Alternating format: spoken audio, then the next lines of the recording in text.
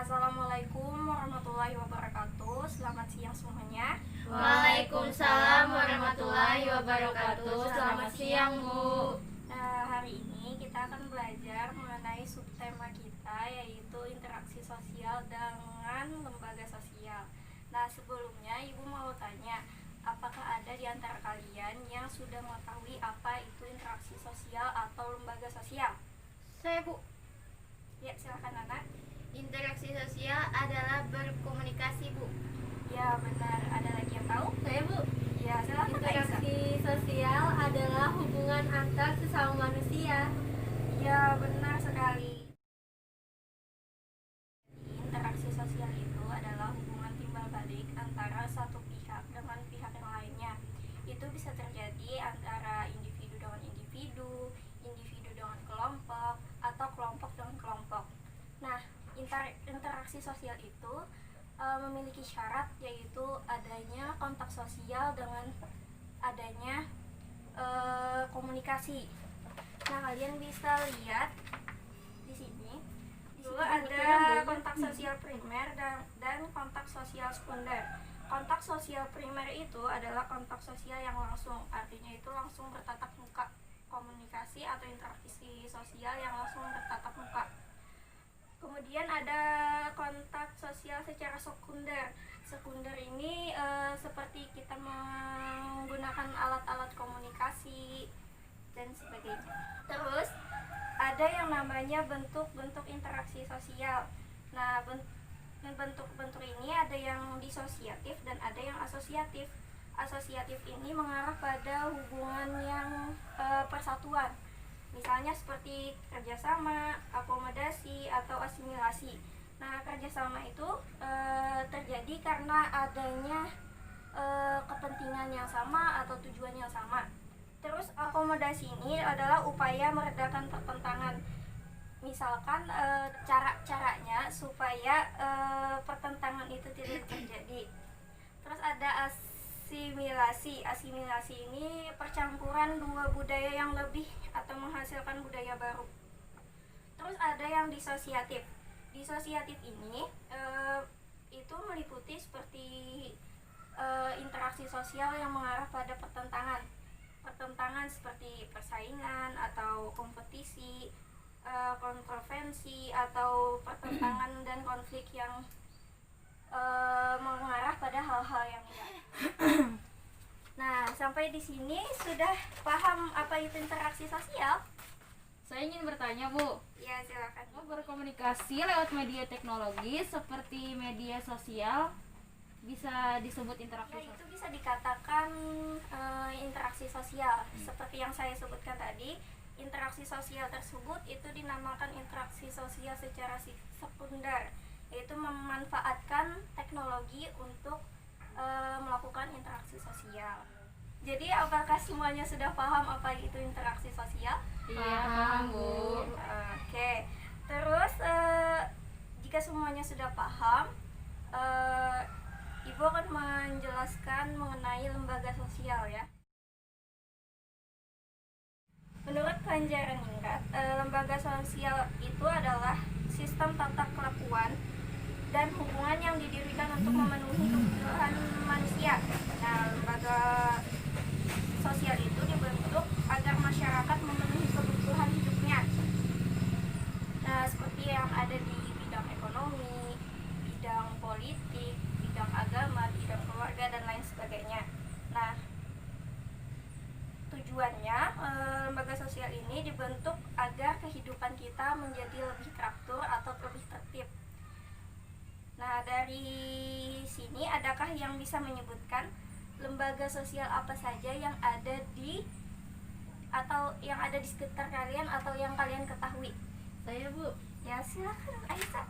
Lembaga pendidikan, Bu.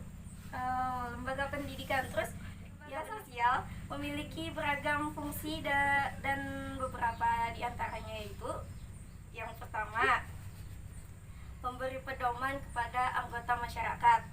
Terus yang kedua, menjaga kebutuhan masyarakat. Terus yang ketiga, ada memberi pengarahan kepada masyarakat mengenai sistem pengendalian sosial. Nah, lalu lembaga sosial itu memiliki beberapa jenis, yaitu yang pertama adalah lembaga keluarga.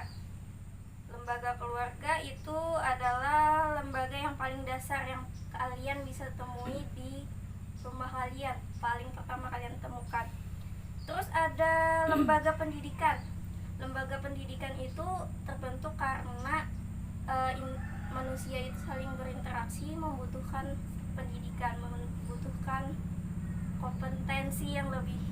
Terus lembaga agama ini untuk memenuhi kebutuhan masyarakat atau kita sendiri mengenai agama sesuai yang kita anut masing-masing. Terus ada lembaga ekonomi, tentunya ini untuk memenuhi atau mengatur kebutuhan ekonomi kita atau sistem ekonomi di negara kita juga bisa. Nah, lalu ada lembaga hukum. Lembaga hukum ini berperan untuk mengatur tata tertib atau agar masyarakat bisa hidup rukun, aman, tentram, damai. Lembaga politik, ya.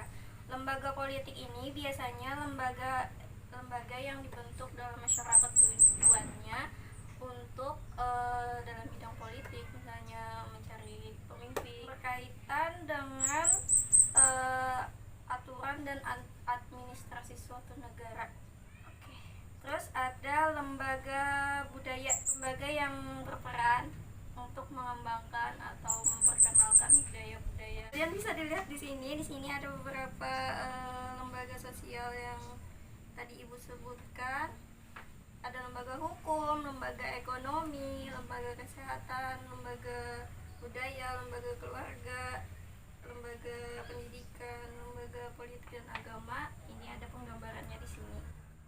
Dari penjelasan Ibu tadi, adakah yang bisa menyebutkan contoh lembaga sosial?